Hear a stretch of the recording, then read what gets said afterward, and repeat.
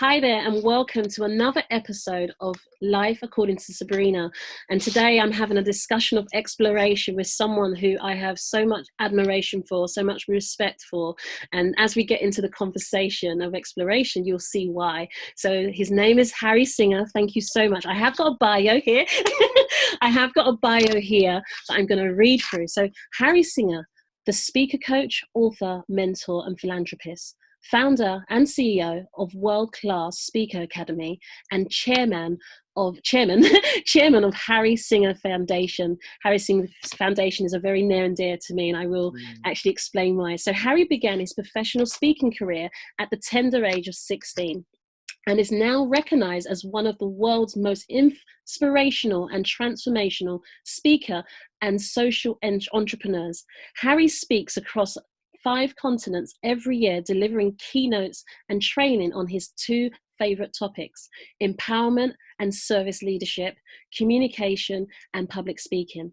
Harry regularly shares stages with the likes of Sir Richard Branson, Lord Alan Sugar, Lady Michelle Mone, Nick Vujicic. Have I said it correct? You said it correct. Okay, Nick Vujicic, I got that one. And President Bill Clinton, Robin Sharma, Gary V and Anthony Robbins, to name a few.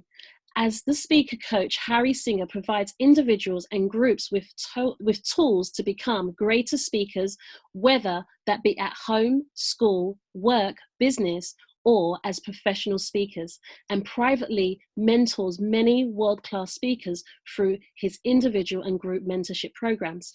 After transforming his own experiences of abuse and domestic violence as a child, Harry has committed a life of service, leadership, and inspiring others to do the same. Through his foundation, Harry has been at the forefront of youth leadership programs for over 3 decades, impacting millions of young people all over the world, and continues to do so every year. In 2017, Harry was awarded the Global Humanitarian Award, wow, from a peer group of over 100 global changemakers in recognizing his lifetime of service to commitment around the world, especially youth, slums, orphans, homeless communities, and those affected by human trafficking. Harry Singha, like Well, that's the official bio. Now tell everyone how you know me. That's the official bio, but I don't want to douse that out. Listeners and viewers, I really want you to understand that Harry has so concisely put together that bio. I absolutely love it. It's that it shares what he's able to do and what he's done and impacted. And it goes back to his story of where it started, the stuff that he had to overcome. So just very briefly, I'm going to add how I came into contact with Harry Singha. Well, I was doing public speaking training. I was connected to someone called Cheryl Chapman, who's our public speaking trainer. And Paula Shea was at school and she called me and said, like, Harry Singha's having a youth summit taking place in Kent. Now my daughter was at school, so we had no plans. And she told me what it was: emotional intelligence, business, entrepreneurship, forgiveness, release. And I just went, oh my God, that is an answer to my prayers. Now I had to work out, because that was the day, because I remember I got in touch with her. It's like she had to be there the same day.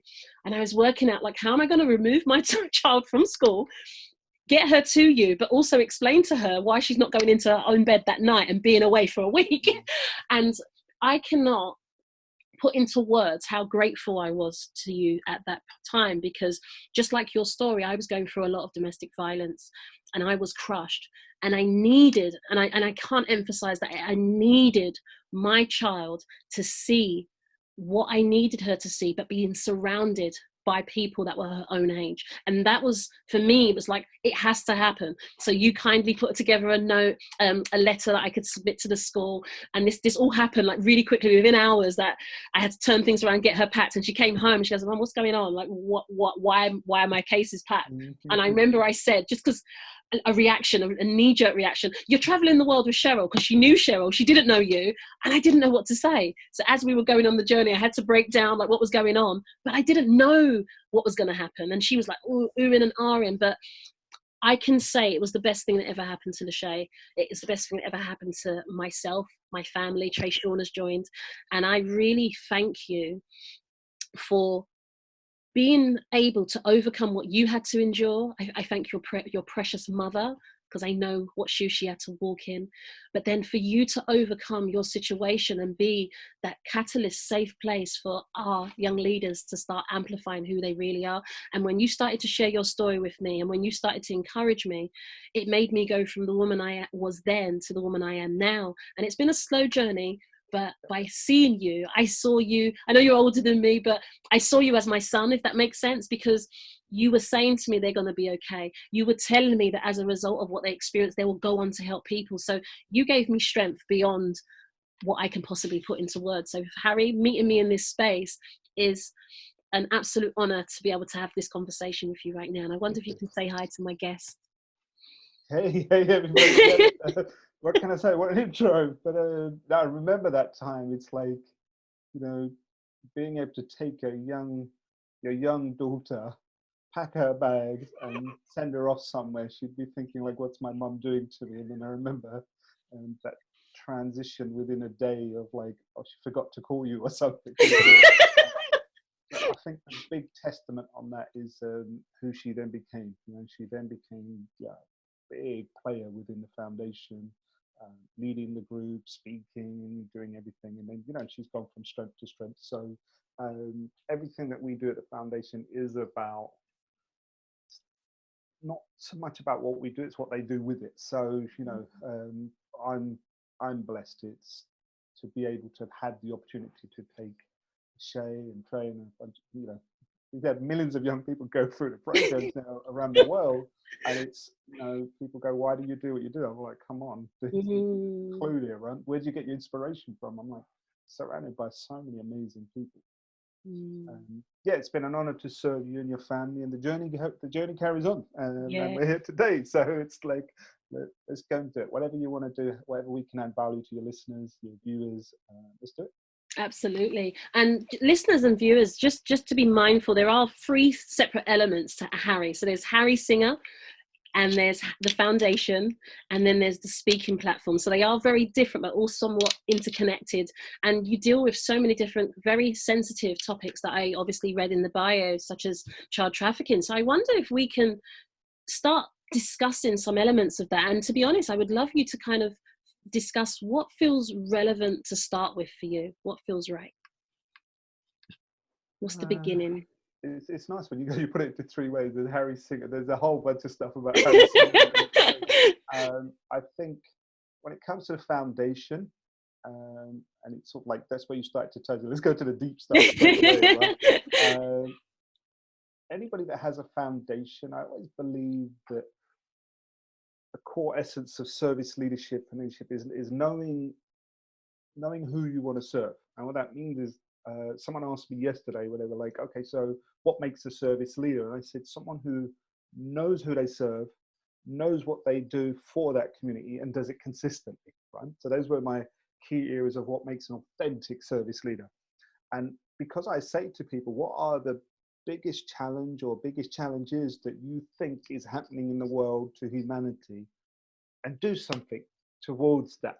Make that your mission. You don't have to do loads of things, just do it, but then it will grow. So with my own foundation, obviously being a young person who grew up with domestic violence, homeless as a teenager, and then forced to leave home at 15 for my own safety, I was always going to be doing things for other young people, because that's what I was doing at a young age. So youth leadership was bigger than me.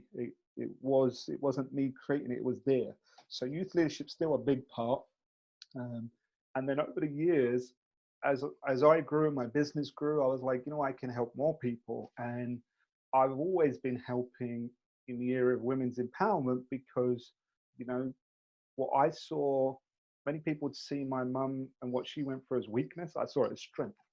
And then I saw that there wasn't enough there to support my mum. Women's inequality is nowhere taken care of, right? So I already know that. So I've seen the pain that women go through and still go through. So women's empowerment is also another area that I'm really passionate about. And then obviously homelessness. At the age of 10, 11, 12, 13, I was feeding homeless people because I was not at home. I'd be staying out all night. But I still continue to do that now in my 40s. So to me, homelessness is something that is misunderstood, is very, it's like it's out there. It doesn't feel like real to people. And so homelessness is there, and then trafficking. So I have 4 of those areas: youth leadership, women's empowerment, homelessness, and trafficking. And trafficking is because I also said, what is the biggest challenge on the planet, in my own personal opinion? I believed it was human trafficking. People think that slavery is gone. It's not.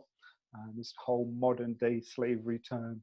And because I travel so much and I do lots of contribution activities, I get to meet and serve and be humbled by some of the most vulnerable people in the community. And I see the worst of humanity.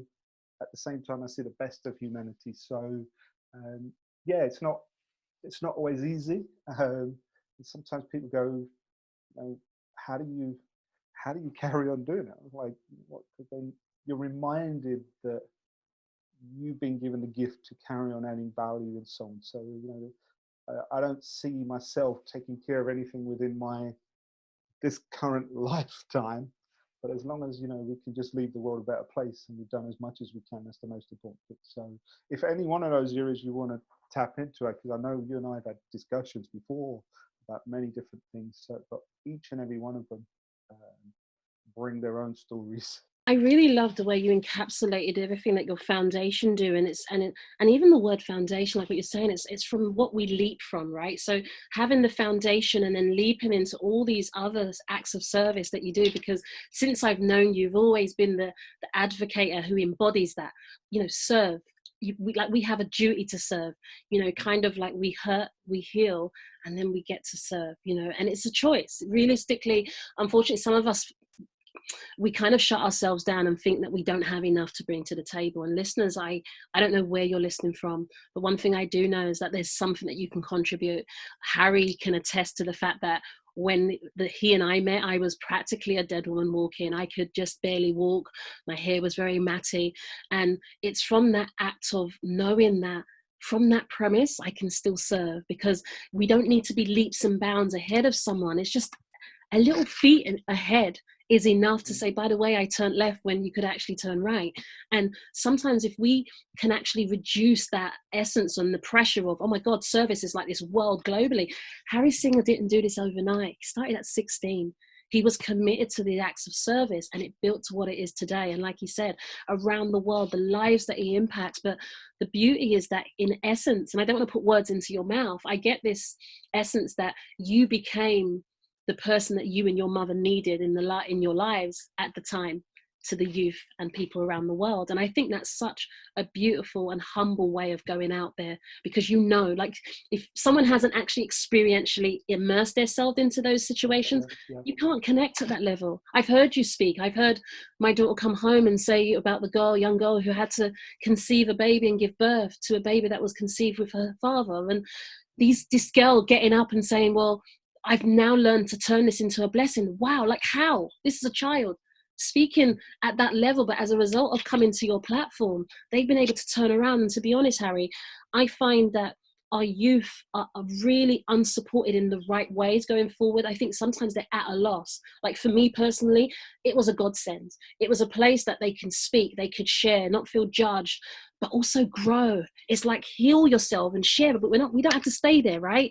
It's like now it's time to serve. And I remember Shay coming home and talking about service and, Trey Sean, and you gifted so much, this was another thing. So when you're talking about service, you wasn't just verbalizing it, you were being there for those that couldn't afford to do it. You were helping them. And I know that I brought other people and you supported them. And I was blown away, and I always have been. And to be honest, I'm glad that we've been able to maintain this relationship. Lachey turns 20 next month. Wow. Yeah, exactly. And I'm sure you've got all of these beautiful babies around the world that you've assisted. And because of you, because you didn't give up on you, because you kept on going, because you believed that you had something to give, it means that you were able to pay it forward. So listeners, I really love that. I think that's something maybe we can give to your viewers and listeners. It's, I I had a crazy childhood, you know, alcoholic father, seeing my mum getting beaten up, and, you know, not going home and all of this. But in amongst it, that I had this belief system, rightly or wrongly, that other people had it worse than me, because I'd go to school and I'd be happy because I wasn't at home, right? So school meant, you know, like pleasure. And if I saw other people upset, if I saw people miserable, I'd be thinking, wow, they must have it a lot worse than me, because I got that going on at home, but I can still come to school happy. But I didn't know that they were probably just upset because they didn't get their pocket money, whatever it was, right? But it conditioned me into this, people of, you don't know what people are going through. And so for you as a listener, that I want you to understand is sometimes when we're going through stuff, we keep it in. And when you've experienced pain, when you've experienced suffering, you can sometimes get numb to it, but you tend to have an element of compassion, because if you've seen it, you can feel it in others, right? But that concept of, the message I want to get across is, I wanted things when I was a child. I needed things that I didn't get. And I kept myself busy by helping people, because that's what I became good at doing. And I was doing it because I needed to do it. And it wasn't until I did my own personal development, and don't get me wrong, I achieved so much from the age of like 15 right to 21, 22, but I still hadn't taken care of myself. And it wasn't until my mid-20s that I took care of myself, and I shifted from helping people because I needed to helping people because I want to. And the reason I needed to is I needed to help people so I felt enough. And I needed to take care of what I now call emotional constipation, because we kept it inside. And there are many people that have been through challenges that have still kept it inside, because they're like, what's the point? What's the point of bringing it back up? And the real answer to that is, what's the point? Is, it's in the word. What's the point of bringing it all back up? Well, where is it? It's still there. And it's heavy. And it's draining your energy spiritually and so on. And you think it's not there. But that's why you go one step forward and one step back each time, right? So it's important that you let it out, but letting it out doesn't have to be, you know, talking about it and telling everybody and doing that. Sometimes it's just letting go of that emotion. And that's that thing that I saw in you, Sabrina, and your children and everybody else, is we're too quick at looking at the person in pain and thinking that they're weak, when realize that actually there's something that's holding back their energy. How do you get it out? And there's so many different ways to do it. So I think that's really important, that even though when I see people doing terrible things, and I see people being the recipient of horrible things happening to them, each one of them has got their own story going on, right? So it's that, how do you view a person in humanity? And then it's, you know, that I think the bit that I was getting to was, it's really important, which I learned it later on, was the things that we wanted when we was a child. When you become an adult, it's your gift now to give. And that is like a humbling process, because after a while, you could choose to have this gift that you wanted, or could you give it to millions of people? And I tell you, hands down, giving a gift to a whole bunch of other people is exponentially more than having that gift. So, and that's it. That's that whole concept of, how do you turn all the stuff that happened to you into a gift? Even before you start helping everybody else, it's how do you turn it into a gift? And the gift is, there are some lessons. There are things that, you know, I became more compassionate. I loved my mum even more. I was always helping other people. I was, you know, more sensitive to people with pain. These were all great things that came from that. And then eventually you start to heal yourself with it. So Wow. It's really important that people know that, because I'm not the first person.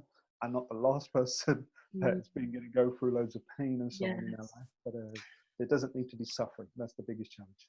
Do you know what I really love when you said is that the things that you wanted as a child are the things that you grew up to gift? That really, there's so many nuggets that you shared, but for me, that really, really stood out. It's so true. It's such a priceless gift to be able to gift that to someone, to know what it means to some extent, because you knew you longed for it so long.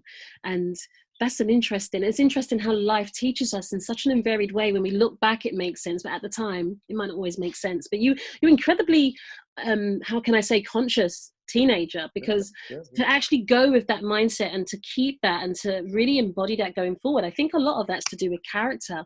And I guess question, there's the other part. It's not just because when I became aware of, I was always focusing on what I didn't have, and therefore the natural progression was, okay, what you didn't have, now you can give it, right? That's a way of releasing. But then you also have to remember what you did have, and you take that as well. So if you look in your own life and you look at your children's life and mine, I had a few people that believed in me, even when I didn't believe in myself. So then that's what else I became. Sometimes people ask me, Harry, what's the biggest gift that you can give to these young people? I believe in them. It just dropped the mic. You see, you definitely know what it's like to walk in those shoes, because that's it. Half the time, and it's adults as well walking around with that inner child, it's that self-belief. Sometimes you don't have it, but you just need that one or two people in your life that say, I'm here, I believe in you, you can do it. And sometimes people forget how priceless that is. And I can certainly agree with you. What you created on your platform definitely was that belief, definitely was that you now belong to this. You're not alone, you're believed, you're supported. And by the way, we all have our own stories and all different variations of pain, but we're not going to allow that to hinder us. We're going to allow that to propel us and to be our driving force, so we can go out. And that's amazing. Listeners, I really want you to tap into that, because it's like, what do you do in your own life? Do you focus on, I don't have this, and negate what you do have? Because I think that's the difference that makes the difference, definitely. Because we can always say, I don't live in the ideal house, and I'm not having the ideal role right now. I'm not quite earning what I would like to earn. But what do you have? What do you have? And, compared to someone else, what do you have? And if you were in different people's shoes, what would you say you have? Because sometimes it takes for us actually to step out of where we are to actually look and go, wow, I didn't realize that. Because we normalize, right, Harry? We take it in like, oh, that's my norm. So really, there's something I think I'll share. I don't think I've shared with many people, not in a public forum anyway, is, as you'll know, remember at the age of 16 and so on, I was training as a therapist, as a counselor, and I was learning different ways to help people. And one of the most important things that we were taught was working with adults who are working with young people. And in that training, everyone was like, the bit where I said that, I haven't really shared this with too many people, so I share it now. It's that as I was training as a 16-year-old, 17-year-old, 18-year-old as a therapist, and I was learning tools that I could help other people, I then wanted to go and work with the people who were working with young people, and I'd go on the training that they were getting. And what we was always being taught was, you need to be able to listen. The things that people want, and especially people who are vulnerable, people who have been abused, the number one thing they want you to do is listen, is to listen, is to listen. And then I was like thinking, hang on, I'm also on the receiving end, right? Because when you go on counseling training, you have to be counseled. And I was like, do you know what?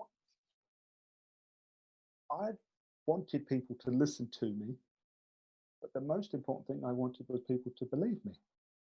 And now I'm a big advocate for that when people think, I can't do anything, I can't help that person, I'm not good enough to help them, I used to tell people, just listen.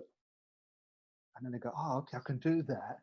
And then I go, at one point, can you believe it? And whether it's right or wrong, whether it wasn't a case of me believing what they were saying was true, it was, I believe in them, right? So that way, when someone's telling me, I'm believing their story, I'm believing their version, I'm believing their perspective.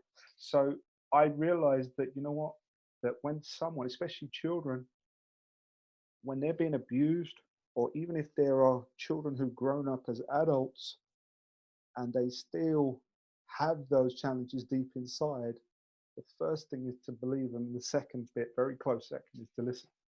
And you don't have to do anything to do that. You don't need a qualification. You don't even really need too much training, right? But as long as you can believe what they're saying and then, listen to them, you're 70% of the way there. I can definitely agree with you. Listeners, I remember being in a coaching session. I was coaching a client, and the client said something very similar to what you've just actually very well highlighted, is that they just wanted to just sit, and if I could just listen to them. And that was the best gift ever. They said that was the best experience they've ever had in their life, because they had lived until they was in their 40s.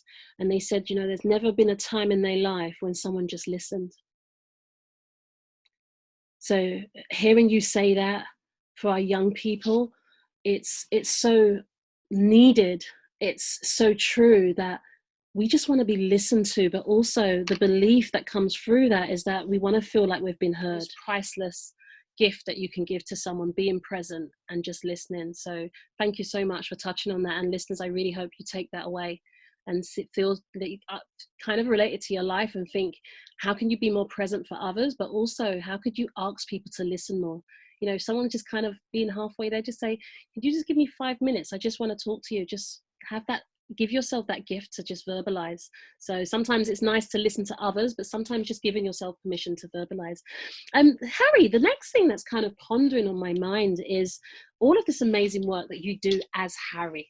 Okay, the you know, to come from where your journey, the beautiful essence of how you've navigated to be on, share the stages with the names that I've listed, you know, Nick Vujicic, Gary V, President Bill Clinton, you know, so on and so forth. How did that feel initially to go, this is where I was and this is where I am now? What was the thought process going on for you? That's a great question, because you know what? I hear a lot of people say, hey, Harry, I want to speak on Tony Robbins' stage. You've spoken on Tony Robbins' stage. I want to come and ask you, and so on. And I always think to myself, I don't ever recall in my journey going, oh, I'm going to go and speak there, or I'm going to be like that person, and so on, because I was so consumed with, okay, there's Tony Robbins, great, he's great, but what is he doing for young people? So I'd be harassing them and saying, I'm going to take your stuff and go teach young people if you don't do it.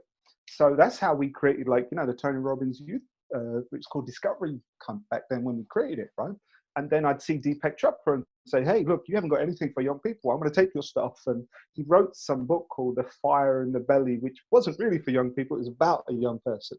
So I wasn't fazed by these people out there. I was just like this crazy kid that I'm going to take this information is amazing. I'm going to go and help other people with it, and so on, right? And the answer I give to people when, you know, they think about speaking on stages with some of these amazing people who now I get to call like family, I remember one guy came up to me and I'm not going to mention his name, right? He came up to me at the event, like a Tony Robbins UPW event, and he was with all these guys, and I realized they were all students of his, and he was another speaker trainer and so on. And he's like, hey guys, look, here's Harry Singha, like, you know, he's spoken on there, and hey Harry, you know what? I'm going to be speaking on Tony Robbins' stage. You know, you tell me what's the 1 or 2 things you can share with me in front of it. And I looked at him, knowing that he's got an audience of his people. I said, do you really want to know? And he was like, yeah. And I said, all right then. Are you willing to wait 18 years for it to happen? And he sort of paused a little bit. And then he was like, no, bro, we don't have to do, you know, that's why we have mentoring. We can, you know, all the stuff that he knew intellectually. And then I stopped looking at him and I looked at the people he had as his little audience. And I said, I didn't say it has to take 18 years. I said, I asked you, are you willing to wait 18 years? And then I asked him, are you in a relationship? And he said, yeah. And I said, well, how did that start? Did you say to your partner, hey, you know what? Let's do everything in 1 year, 2 years. And if it's not happening, are you going to go for the long ride? Are you going to be willing to work? And I could see all the people that were with him, but he's looking at me like, I'm not going to wait 18 years. And you know what? 2 years later, that guy is not even in the scene anymore. Oh. So I want you to understand that I managed to, I don't know if people know this, I got to be on Tony Robbins' stage when I was 22 years old. Because, you know, Tony called me up on the stage. It was that, you know, that Simon Says bit. I won Simon Says. I'm on the stage with Tony Robbins, right? And it's like this crazy thing. But I remember at 22, as I left the stage, he told everybody, modeled that young man. Wow. because of the game, that Simon says. But I took it as a quote, right? I was like, Simon said, model this young man, right? And I remember being on the stage thinking, oh, this was great, this, that, and the other. But I never identified with myself necessarily as a speaker. I was always training, I was running workshops and so on. And I never had any fear or shame or anything being in front of people, because I always knew where I was going to add value. It was 18 years after my journey with Tony and serving with him, for him, and 18 years after my journey, an opportunity came where we sat down and said, hey, you're going to have this slot on there. Was I grateful? Hell yes. Do I still use that as one of my greatest things? Yes. But remember, it's like, how do I get to be with those people? The short answer is what we were talking about before, service. I am so grateful for my relationship with like Veronica and Richard Tan, Success Resources, who bring all these great speakers, and therefore proximity is power. But if you ever ask Richard and Veronica what's their relationship with me, they will tell people he added more value to them than he wanted back in return, because I invest in relationships. So right now, it's, I'm blessed to be speaking on stages with people, but it's not about being on a stage with them. I get the marketing bit. It's, if you're on a stage with Tony Robbins, you've got 13,000 people that you can impact. Yes. Nick Vujicic and I, we had 15,000 young people in Texas in a sports field, right? Where we was able to impact them. So being with those guys and ladies, it's more about being able to impact more people. And then, it raises your game. It raises your game. There's a standard that's expected of you. So as much as I love it, it's one of those things when I write in my journal what I'm grateful for, to be able to share the stage with some of the most amazing people. But, stay humble with it. Stay humble with it. Never think you want to be a Tony Robbins or a Nick or a Gary. They don't want you to be there. Be yourself. Be yourself, but have that impact. Listeners, firstly, Harry, thank you for that answer. That answer was so potent, it's unreal. Listeners, there were a couple of things that I picked up there, and I hope you take away, but there's some things I want to highlight. One of the things that really stood out for me were actually two things. The perception of what he said compared to the perception that you owned. That when he said to copy you, you then use that as your driving force to go forward. I thought that was powerful. But also is that the destination of being on the stage wasn't your destination. You saw that it can feed into your mission, support your mission, amplify, and you added value and you contributed and you were there from a place of service. And it really reminded me of one time I was sat at an event, and they said to me, Sabrina, it was a Regan Hillier event, and she said, are you an artist or are you an entrepreneur? And I started to say, well, entrepreneur, and again, listeners, everyone's got their own perception, but it ties into that. When I was asked that question, for me, I was thinking entrepreneurs, like systems, processes, sales. And I get that they have service underneath, but I felt actually I'm an artist, because I love what you did and how you get to where you are today. Is that life is my canvas, and as I paint, people pass by, but I don't stop to paint and say, hi guys, like I've kind of done this here, and can I kind of do this with you, and where are you going to put this paint in? Is that you immerse yourself in the life so much so that you find your own artistry. You immerse yourself, so you're no longer going, okay, I need to connect with this person, there's no map, because it's an internal external experience. Is that you're being, and in the being and in the serving, you're navigating to places beyond people's wildest dreams, but you're not seeing it like that. You're still observing the nature, you're still blessing the person and appreciating the person just as every other person you appreciate. And this is what I love about you, is that level of humility that can guide you to be on stages with the leaders, but also in the community with youth. And I think that's a gift that transcends anything that you can learn in a classroom. It transcends anything that can be taught, because it's the one thing that we need to go inward to gain. I really loved listening to the way you said that you contribute, because people are like, oh yeah, wow, but no, I was there giving too. I received, yes, but I gave, and I gave. They will say that I gave more than I received. And I think that's such a beautiful knowing of self, to know that I know my value. So when you're meeting with people that know their value, they can be a vibrational match and be in your atmosphere because they know that you know your value. And I think I love it. It's really got me excited because it's like, it's such a challenge that a lot of people have in the personal development. It's like, how do I be this? And the fast tracking is that there's a process. There is a process. Exactly what you said to the gentleman is that you didn't do everything overnight with your partner. There's a process. But the trouble is, we tend to want to overstep, leap into, fast track. Well, actually, there's a season for everything. We don't fast track spring. We don't fast track summer. It's a season. But let me close that then, because what I want to make sure that your viewers and your listeners get is that conversation that I had with that guy. And some of the people, one of the people from his group came and asked me to elaborate on what I meant. And this is probably going to be the best part from it in the sense of, I said, are you willing to wait 18, 20, 30 years? If you are, it might happen in 2. Yes. If you're not, it's not going to happen. Just I love that. stop. I love that. So I just want you to understand is you can fast track certain things because he's absolutely right. That's what mentoring is about. Like, that's why people come to me for speaker coaching.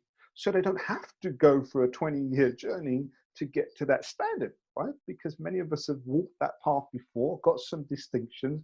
We can speed the process up. Sure, there's some things that have to go through the farming mindset of planting and growing, but you know what? You can be achieving amazing things in the 2 years, and you can be on the stage. You can fast. There's many ways to get there, but if you really want to do it, and you want to do it congruently, it's a relationship. It's, are you going to go into that relationship for the long run? So many amazing things will happen a lot faster rather than just checking it out. And those things, it's like you just got to put the other person in the spot. It's not what you want to be doing. So yeah, very, very important that you pick that up. It's, be humble, be ready to give long term, and that will be, if I could give people secrets, that's the secret to it happening a lot faster. Wow. I'm so glad you added that extra nugget, listeners, that I think Harry's really has turned it around and closed that, because I love that it's the willingness. Is this something you're willing to wait for? And in that allowance of, I'm committed no matter how long it takes, magic takes place underneath. And I love that. And getting a mentor, and that kind of really leads me on to the World Class Speaker Academy. I would love for you to share with the listeners, just before we go into that, actually, I wanted to touch on the empowerment, service, communication, and public speaking. I love these 4 areas. And how did you pick up that these were kind of the what was missing, the key components that needed to come together in order to get people going on their journey? How it all came together for me, I want you to understand the journey that I went through was all about helping young people. Became a therapist, then became a coach. So everything I became, I studied it, became really good at it, and then I could teach other people to do it. That's what I've always believed. But like you'll know, it's 4 years ago now, when I had the road traffic accident where they told me I wouldn't walk. And then a year later, I had the bleeding where they told me I had to operate on my ears and said I'd never hear again. So in those moments of time when you're told you're not going to walk again or you may never hear again, you have to take stock and go, hang on, what am I doing? How am I going to serve my family? What happens if I'm gone? And what do I really want to do? So I got to that stage where most people do when they go on a course. I was like, life gave me the lesson. Right? And it was a case of, what do I love to do? What can I do that will bring me the income that I need? I love doing it, and I can do it with the least amount of time so I can still spend time with my family. Because through all conversations, when people go, Harry, what's your life about? My life's about my wife, first and foremost. Then it's my kids, right? And then suddenly I got this collective global family that keeps getting bigger, right? But my whole point is, I looked at it and I said, what do I love doing? It's all about service, getting people to help people, creating people who are service leaders, right? But that takes a lot, like 6-day residentials, and it's like, oh. But then I thought, the people that were coming to me for coaching, personal clients that were coming to me for coaching. They were coming to me and they were coming to be trainers, coaches, and they would travel with me. And I realized that wasn't what they were coming for. They were coming for the lifestyle I had. So for a long period of time, I've been able to travel around the world, keep doing service and contribution activities while still be earning an income that allows me to take care of it. So I thought, okay, let's switch to that. And what is it I love doing? And I said, I love speaking. And I looked at all the other people. There was a lot of people. There was a few more people doing speaker. And I was like, I value what they do. I just do it in a different way. And I wanted to bring authenticity back to the game, right?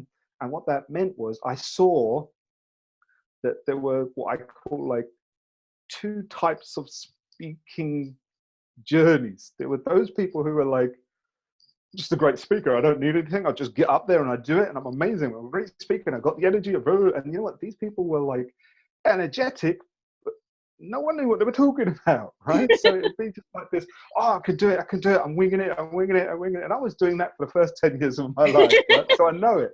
And I'd be like, afterwards, people go, oh, you're amazing. And then I'd be like coming off the stage sweating because I was like worried about messing up because I didn't have any systems or anything. I was just doing whatever, right? And I don't knock it. It's just one way. And then there's the other way, people who go for speaker training and they come out robotic. Raise your hands if you do. And they do all of these things that they've been told to do. And they've got these two facets. These people have been told, this is what you must do and follow it. This is like, I'll just do whatever I want. And I realized, what if we could teach people all these things and then still allow them to bring the real them into it? So to me, as I got on that journey, I thought, I love speaking. So if I could carry on speaking, I'll show other people how to speak. And that's when I got down to this focus of, okay, now make sure you create the most valuable program. So this is a gift that I give to everyone. If I create a program, whether I'm charging $50 or $100,000, I create the program with the intention that it's going to be worth 3 times more than what I'm going to ask you to invest. And so I started to create great value in that. And then it was like, okay, boom, this is what I'll do. So I started to do that. I started doing the speaker training and speaking and doing all the things that I was doing. And then it's taken a while where I still, the people who become my private clients, they become like my family because there's no cookie cutter, you know, taking like someone like Motaz Mashal, who's, this guy from Abu Dhabi who went on a program and said, this is amazing. This is what I want to do. He's never, ever done any training, any speaking, and he just fancied doing it.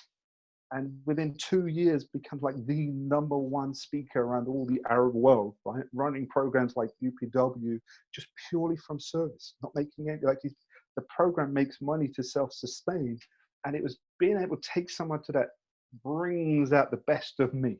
And then, we've always got this, how do you take care of the core people that invest the most in you, but also how do you take care of all the other people around the world? So this is why the World Class Speakers Academy was about giving people the World Class Speaker system, giving it to kids in schools, right? Giving it to people who are running not-for-profits. Because can you see how many amazing people we have on the planet who are running women's projects, domestic violence, forced marriages, all of these people that go, Harry, can you come? And so I'm like, what if we just train you to speak, right? And so they cannot just speak, because I have this big thing about people teaching people speak and tell their story. And I think to myself, that's therapy, right? They just get out and it's good. But I always think telling a story, speaking has to be for a reason. You tell your story because it adds value to something that you're doing. So my whole components, it's like when you say, how do I take people through that journey? It's always those 3 things. How to create that amazing content, how to deliver, and how to earn income, right? So those are always the thing. I keep it real simple. But now I'm at the stage where the World Class Speakers Academy is a lot of digital programs and group programs and so on. But the reason I put it as academy, because then people get looked after by a team. So it's not just like the Harry Singer person doing it, right? Because I've always wanted to make sure that I control the time I have with my family. Right? Just like the conversation we had before we came on. Yeah. I want to be there for my wife. I want to be there for my kids. And then, I'm in a very privileged position. I don't knock it. I'm so grateful for it that I've got people who are paying me 6 figures to work with me, right? So you've got to realize a very different marketing. It's not, with those guys, it ain't about taking them on the phone. These are people that you meet, and it's referral by referral. So this is why speaking is a very big part of my life, because number one, I wasn't happy with how the market was. And that's usually how most people get into stuff as well, right? I didn't like what was happening in the coaching world. So I created the Coaching Academy, right? And there was the Youth Coaching Academy and all of these things. So if something pisses me off enough, then I want to do something about it. That's where I get to. But I don't want it to be consuming. I can do many things at once, but I always think that's all about growing a team. If you want to do, that's another gift for you. If you want to do lots of things, it's not time you need more of, it's team, right? So and I'm blessed with that because I invest in relationships. Yeah. I do my tours, 5 continents, 70 people. How do you do that? I go, I've got people in each of those countries. So to me, it's like, it seems so simple, but like what you said, it took me years to build up those relationships and adding value to get there. Yeah. That was a bit of a ramble. I don't know where No, not at all. It was valid. And what I really loved, and I can definitely attest to, when we first met you, it has always been about your wife and your children. And I love that. No matter where you've been around the world, we meet them first on social media. I remember when I first met your wife, I was like, oh my God, hi. Because I'd seen her online and she's like, oh, she was lovely. Bless her. I bet it happens a lot. But it's that nice integration of, because you're authentically you, when people meet you, it's the same what they see online as it is offline, but so much more potent offline. If I add it, it's that there's this ethos, and I love the fact that you invest in people, you nurture and invest in those relationships. And listeners, I really cannot emphasize this enough. I think too many people are guilty, and if it's you, I really urge you to just question yourself. Too many people are guilty often in people mongering just in order to get what they can. Use stuff, not people. And it's a very interesting dynamics that I've been having lots of conversations around. People will say, how come you do this? And who the kids know is that I've known Harry for years. I felt so honored when Harry said yes to me, because I know how busy you are first and foremost, but I know you don't say yes to everything just for the sake of it. But it's in the nurturing of people, not when you need them. It's those times when you don't see them and you just say, hi, how are you doing? Like, how's it going in your world? Like, what's up for you? Not just, okay, I've got an event, I would love you to speak with me, or I need to be introduced to someone. And I really want you to question, because what I really love is that there's a thread from your teenage years to who you are today. You're the same person. You're still in service. You're still authentic. So again, when you're nurturing those relationships, there's no strenuous, it's not an arduous task of, what do I need to put on today? Do I need to remember what I said? It's you. You're coming as, I'm a family man, I'm here to serve. And together you're meeting like-minded people. Together you're expanding. And I love what you added primarily with regards to building a team and having that support, because I feel that a lot of people in the personal development world, we go out and we want to be the jack of all trades. We want to learn the accountant, learn this. Well, actually that leads to burnout. Quite simply and concisely put, is that leads to burnout. The best way to set up your business is to actually get in touch with Harry first and foremost, because obviously he has a platform that can take you on the journey. But having the thought process is, how can I leverage my time? I think it would save so much time. Like, I myself can raise my hands that I wish I knew now what I know now when I first got started out, because it's the essence of needing to go to all these events, needing to be around everyone, needing to run around. It was like that shiny object syndrome, whereas if I recognize that I just needed to build a team, and those team members will have different skill sets to help. And I love, and your team are amazing. Obviously Marie is someone that I'm a massive fan of, and you've got so many different people that we've met over the years.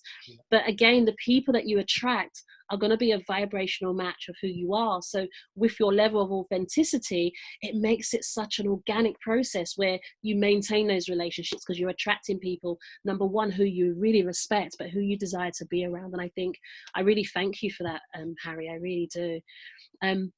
I thank you for your time. I really thank that you've come here, and listeners and viewers, the first thing Harry said is that I want this to be of service to your listeners. I want it to be about them? How can I give to them? And that was the first thing Harry said to me, and I really thank you for saying that. But I can definitely say I know that you've communicated such value for myself. You know, I never get tired of hearing it from you, because I think that the more we hear it, the more we fine tune. You know, we're creatures of habit. Sometimes we need to hear it over and over and over again for us to get there. So I think what I would suggest is that if you can leave a final message for the listeners and viewers, Harry, and then you can follow that with contact details for people to get in touch with you. Well, if people want to do speaker training, it's like worldclassspeakersacademy.com. You know? If you just want to follow the whole Harry Singha journey, you'll find me all over social media. But just make sure they get the Singha name right. So it's Singha. So Harry Singha, and you know, that's it. There's nothing there. You know, for people who want speaker training, definitely World Class Speakers Academy. But the foundation and Harry, that's all under the Harry Singha brand. So it's all there. So you know, I look forward to seeing people in, you know, at events and stuff, and then they could come back and go, hey, I saw you with Sabrina. It's like, I always find that's really cool, because you know, it's the thing that you said, for all that growth, humility is also one of my biggest strengths. And what keeps me humble is my wife and my mum. So you got to understand, like, my mum's been that constant, and I'm still that kid from East London, as far as I'm concerned, right? So no matter where you get to, keeping that humility and being grateful for every part of the journey. The moment you think you've made it, you've lost it.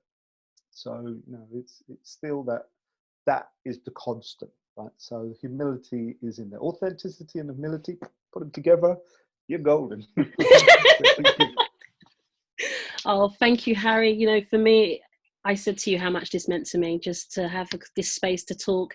And, you know, it's a gift that the listeners get to listen into our conversation. But I want to also take this opportunity to thank you for being the person you was, in order to create a platform that we personally benefited from, and all the people that you serve. But me as a mother, I just want to thank you for sowing into our lives, sowing into my children's life. And I know that at any point my children can reach out to you, and you're there, and you're supportive, and you're consistent, and you invite us to stuff, and you tell us about stuff. And it's knowing that you're there, you know, knowing that we have a connection that surpasses just being clients. You know, listeners, he's not just saying it. It's not a case you pay for the transaction and that's it. And just to put it out there, you know, Harry actually gifted the space to my children. At the time, it was very quick for me. So it's not a case of him just saying he's of service. He is of service. And they went back 3 years in a row in the Shay's case. I got a great return on the investment. Trust me. I got a great return, because now I can be lazy and just watch Lachey and Trey and Pablo, all of them. You know, I just see them writing their books and speaking. Like, if I can be sitting at home playing with my family whilst all of these amazing leaders that we've invested in the go around make good, I'm happy. Yeah, so it's good. beautiful. So thank you. I really thank you for that, and the continued work that you do, the continued consistent support that you give, and that's from my heart to your heart and that of your family, because I don't want to go without thanking them as well, because in order for you to be of service to so many, they have to be a part of this. I know how much they mean to you. I know how much you have to sacrifice as a family. Anyone that loves their family as much as that, I know what it means. So my gratitude, or our gratitude as a family, goes out to your wife and to your children. And it's been amazing watching them grow, and you know, all these people that know about them that they'll eventually meet in their life, but you've paid it forward. So as they grow, they're surrounded and welcomed by all the love that their father and mother and the whole family has put into this world. So Harry, thank you so much. And listeners, please, you know, rewind it, take note, and reach out to Harry Singha, because I know the difference he's made for us, and just imagine what he could possibly do for you and your family. Take care.